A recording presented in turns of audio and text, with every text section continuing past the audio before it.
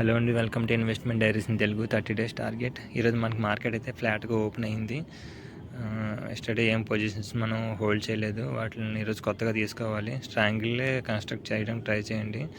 మనకి ఆల్మోస్ట్ ఇంకా expiry 3 days ఉంది కాబట్టి up side 600 points, down side 600 points తీసుకొని స్ట్రాంగిల్ కన్స్ట్రక్ట్ చేయడానికి ట్రై చేయండి. మనకి ఈటీఎఫ్లు అయితే అంతగా ఏం పడలేదు. ఈరోజు వీలైతే యాడ్ చేద్దామండి. మనకి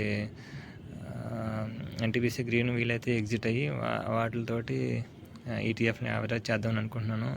రెండు పీఈ సైడ్, సిఈ సైడ్ 600 పాయింట్స్లోనే లిమిట్ ఆర్డర్స్ పెట్టి వెయిట్ చేస్తూ ఉన్నాను. సిఈ సైడ్ అయితే ఎగ్జిక్యూట్ అయిపోయింది, పీఈ సైడ్ కొంచెం టైం పట్టేటట్టు ఉంది, చూద్దామండి. అలాగే ఈటీఎఫ్ను కూడా లిమిట్ ఆర్డర్ పెట్టి ఉంచుదాము. అవి మనకి అనుకున్న ప్రైస్కి వస్తే ఎగ్జిక్యూట్ అవుతాయి. ఎస్, చూడండి మనకి ఆల్మోస్ట్ అదే రేంజ్లో హోల్డ్ అవుతూ ఉంది. ఐటీ ఈటీఎఫ్లు అయితే ఎగ్జిక్యూట్ అయిపోయింది. మనకి సిఈ సైడ్ పెట్టిన సెల్లింగ్ ఆర్డర్ ఆల్మోస్ట్ 500 ప్రాఫిట్లో కనిపిస్తుంది. పీఈ సైడ్ కూడా పెట్టాను, చూద్దామండి. అది కూడా ఎగ్జిక్యూట్ అయిపోతే మనకి అది కూడా ఎగ్జిక్యూట్ అయిపోయిందండి. అలాగే ఎన్టీపీసీ గ్రీన్ కొంచెం ప్రాఫిట్లోకి వస్తే అది ఎగ్జిట్ అయిపోవడం జరిగింది. కొంచెం ఇంకా హోల్డ్ చేస్తూ ఉన్నాను. -100 పాయింట్స్ నుంచి ఇప్పుడు మళ్ళీ +40 పాయింట్స్ పెరిగి ఆల్మోస్ట్ -60 పాయింట్స్లో కనిపిస్తుంది నిఫ్టీ ఓపెనింగ్ ప్రైస్ నుంచి. ఇప్పుడు బ్యాలెన్స్ స్ట్రాంగిల్ అయిందండి, చూద్దామండి ఎటు సైడ్ మూవ్ అవుతుంది అన్నది మార్కెట్. చూద్దామండి ఏమన్నా మనకి ఈటీఎఫ్లు ఏమైనా యావరేజ్ చేయడానికి అవుతుందేమో అన్నది. చూడండి ఒకేసారి స్పైక్ వచ్చి మళ్ళీ కొంచెం డౌన్ అయింది.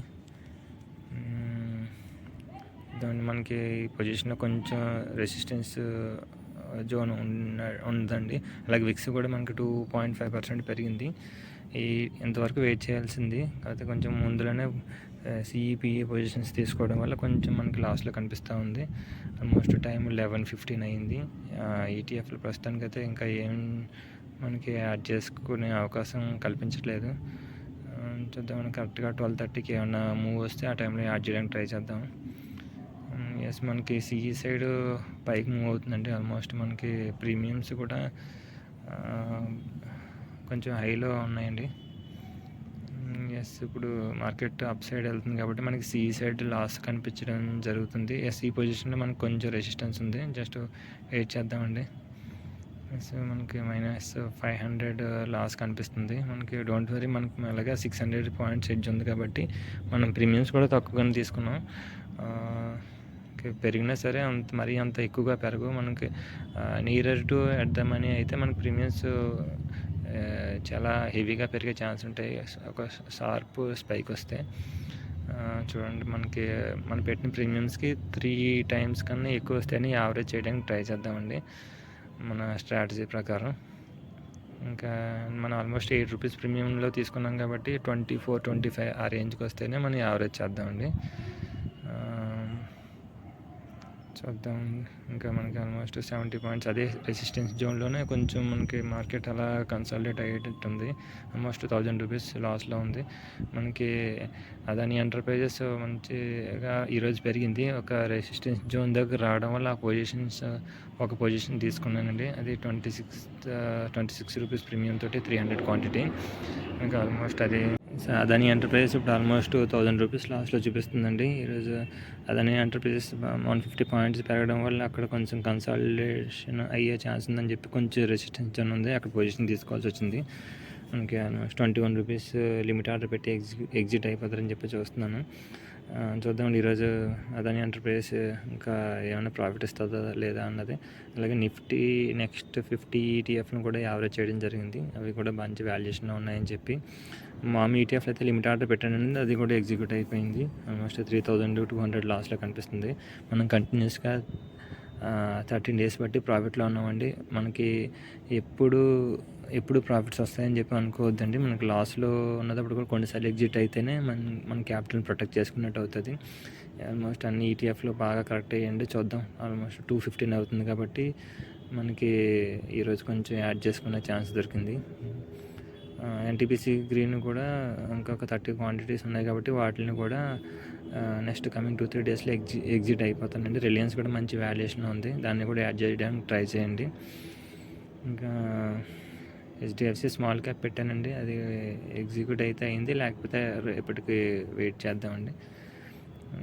ఆల్మోస్ట్ 3,500 లాస్లో కనిపిస్తుంది మనకి. ఈ మంత్కి ఆల్మోస్ట్ మన 6.5% ప్రాఫిట్లో ఉన్నామని ఉన్న క్యాపిటల్కి. ఈ ఒక్కరోజు చూద్దామండి ఎంత లాస్ వస్తుంది అన్నది. లిమిట్ ఆర్డర్ పెట్టి స్ట్రిక్ట్గా దీనికి కూడా అదాని ఎంటర్ప్రైజెస్ని హోల్డ్ చేస్తున్నానండి. బయింగ్ సైడ్ ఏమైనా అన్లిమిటెడ్ లాస్ రాకూడదని చెప్పి దాన్ని కూడా లిమిట్ ఆర్డర్ పెట్టి ఉంచాను.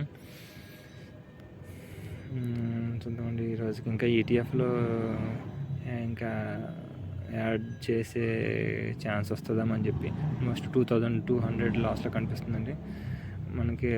పిఈ సైడ్ సిఈ సైడ్ ఇంకా అడ్జస్ట్మెంట్లు ఏమన్నా వీలైతే చేసి దాని ఎంటర్ప్రైజెస్ని మాత్రం ఎగ్జిట్ అయిపోతారని చెప్పి చూస్తున్నాను. మనకి January 1st నుంచి కొత్తగా 30 days టార్గెట్ అనే స్ట్రాటజీ ఉంది కదా, దాన్ని ఎగ్జిక్యూట్ చేద్దామండి. మీరు వీలైతే మీ ప్రాఫిట్ అండ్ లాస్ ఇదే స్ట్రాటజీని మీరు ఇంప్లిమెంట్ చేస్తుంటే ప్రాఫిట్ అండ్ లాస్ని మీరు కామెంట్ సెక్షన్లో పెట్టడానికి ట్రై చేయండి. అలాగే ఈరోజు సిఈపిఈలు ఏమన్నా అడ్జస్ట్మెంట్ చేయాల్సి వస్తే చేద్దామండి. ఇంకా ఆల్మోస్ట్ సిఈ సైడ్ అయితే 4 రూపీస్కి తగ్గిపోయింది ప్రీమియం. పిఈ సైడ్ని బ్యాలెన్స్ చేయడానికి అని చెప్పి సిఈ సైడ్ కొంచెం ఎగ్జిట్ అయిపోయి మళ్ళీ బ్యాలెన్స్ చేద్దామని చెప్పి అనుకుంటున్నాను. ఆల్మోస్ట్ అదాని ఎంటర్ప్రైజెస్ ఎగ్జిట్ అయిపోయానండి 2,100 లాస్ తోటి. సిఈ సైడ్ కొంచెం ప్రాఫిట్ బుక్ చేసి దాన్ని బ్యాలెన్స్ చేయడానికి ట్రై చేశానండి. ఇంకా మన స్ట్రాటజీ ఇంకా 2 days ఉందండి. వీలైతే మీరు కూడా క్యాపిటల్ని రెడీగా ఉంచుకొని స్ట్రాటజీని ఇంప్లిమెంట్ చేయడానికి ట్రై చేయండి.